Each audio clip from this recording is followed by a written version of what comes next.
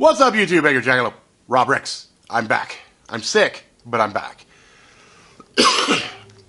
If I cough, guys, you're going to have to deal with it.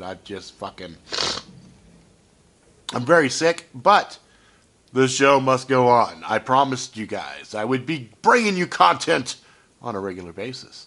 And if I took time out to allow myself to be sick, shit wouldn't get done.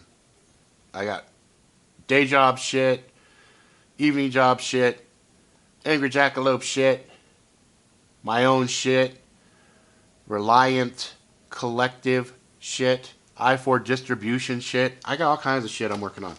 But I've had some requests from some of you about my dear close friend, Earl Crawford. I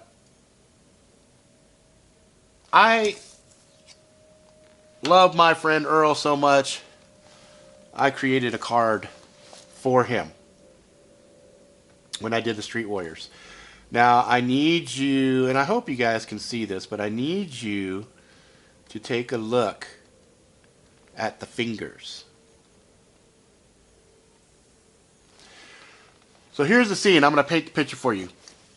I had just spent better part of 2 years acclimating to the wildlands of Hawaii. Going from my California boy to trying to become an acclimate and be a local brother. Whole cost, for all kind. And I'm sitting there, let me see, was it the 10th grade? Yeah, I think it was the 10th grade he showed up. 9th or 10th grade, whatever. He showed up. And the motherfucker could not be ignored. I mean, showed up, black leather jacket, handful of fucking skull rings, bikers, spiky, crazy fucking rings. And long hair, just walking around like he don't give a fuck. Right? I see hella motherfuckers like, oh, that fucker right there, that's one big fucking guy, huh? Oh. And you know, in Hawaii, to hear a motherfucker say, that's one big guy, that's a compliment. So, in any event, I ended up in a class with him, and I found out that he was just tuned into the whole rock scene. This guy knew more shit about music than I could have ever hoped. So, could play the drums, could play the guitar, could play bass. Self-taught, ear for music. Amazing talent. Amazing fucking talent. And I had just delved into the whole heavy metal scene via Metallica, introduced by my other friend Will. And, you know, I was listening to a bunch of other stuff that was out there before the heavy metal. You know, I was listening to some Bon Jovi, what was it, Def Leppard, Rat, Motley Crue. And then I got into Metallica, and then here comes Earl, introducing me to a whole lot of other shit. Okay? Holy fuck. And he's in the blazing heat of Hawaii, full leather, rocking the hair. And they were like, that's Chewbacca. That is a big Wookiee motherfucker right there. Fucking Wookiee. Chewbacca. And being that he drummed all the time, he was always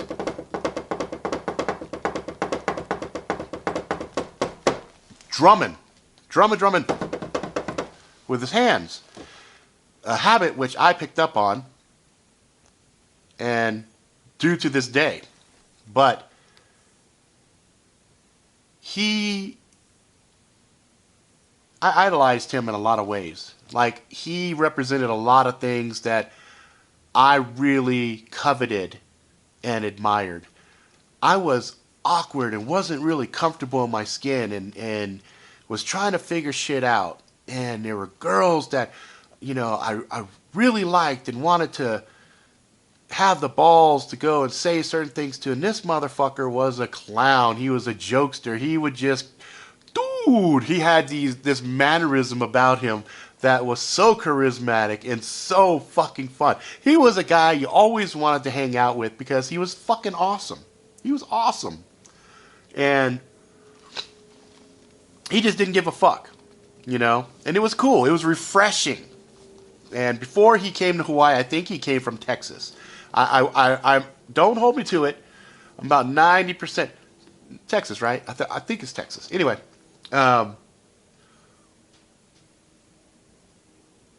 he used to always just, like, I remember one time I was trying to learn how to play some Guns N' Roses. This motherfucker also, he would just blow bitches away. Bon Jovi at the time was the fucking shit.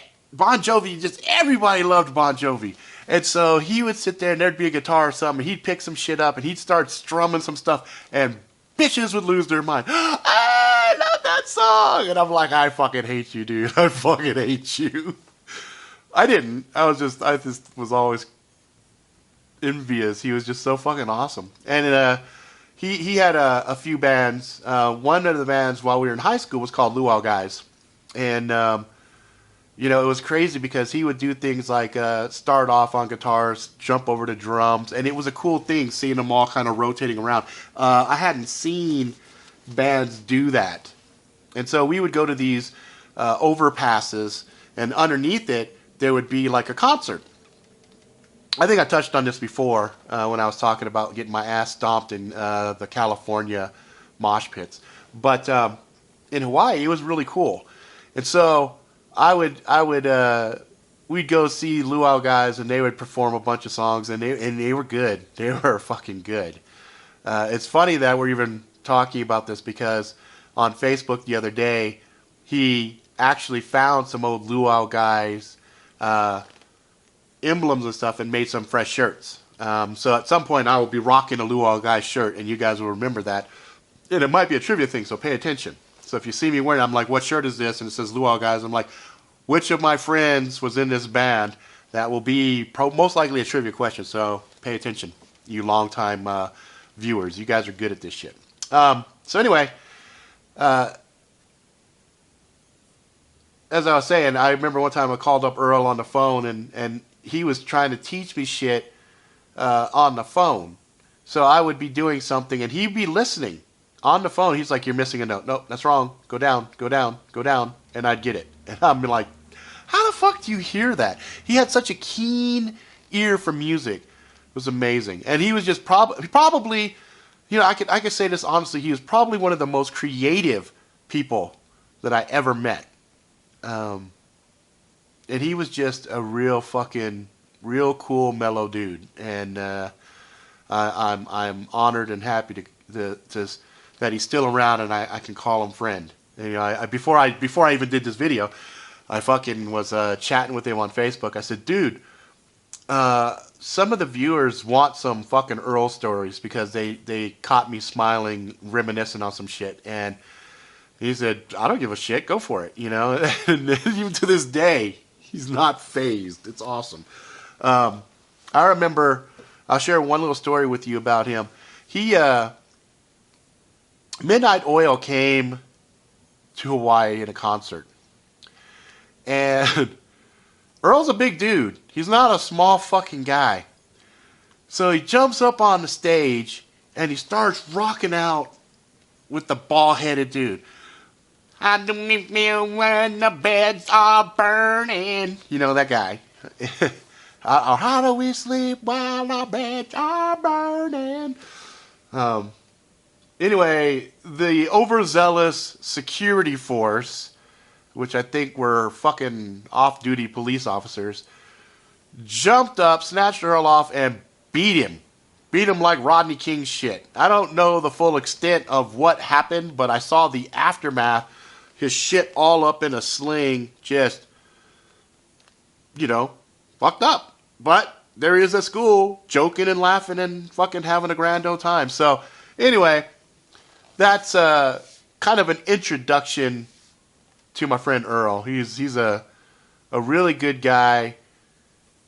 And he's just, you know, he's just one of those guys you like hanging out with. He's a real sincere, honest, fun, charismatic, creative person. So Earl, so salute to you, brother. You're one of my favorite people. Even though, I think the last time we spoke on the phone, vocal to vocal, fuck me, over 10 years? Has it been over 10 years? Sorry, bro. I guess I need to give you a fucking phone call. I'll call you, nigga. I'll call you. Anyway, that's it for the story of Earl. Introduction. Hope you guys enjoyed that. And that's not exactly him, but that is, in my mind, the essence of him. What did I put on the card here? He's a complicated man, driven to improve the area where he grew up. He joined the USU. He's a soft-spoken man whose actions speak louder than words. He is heavily respected and very well known and liked. Even the criminals he brings to justice. Oh, even by the criminals he brings to justice. He's a fearless giant with a heart to match. Yeah. Can't argue with that. All right, guys, that's it for now. If you like it, please subscribe. Tell all your friends. Until next time, please be good to each other.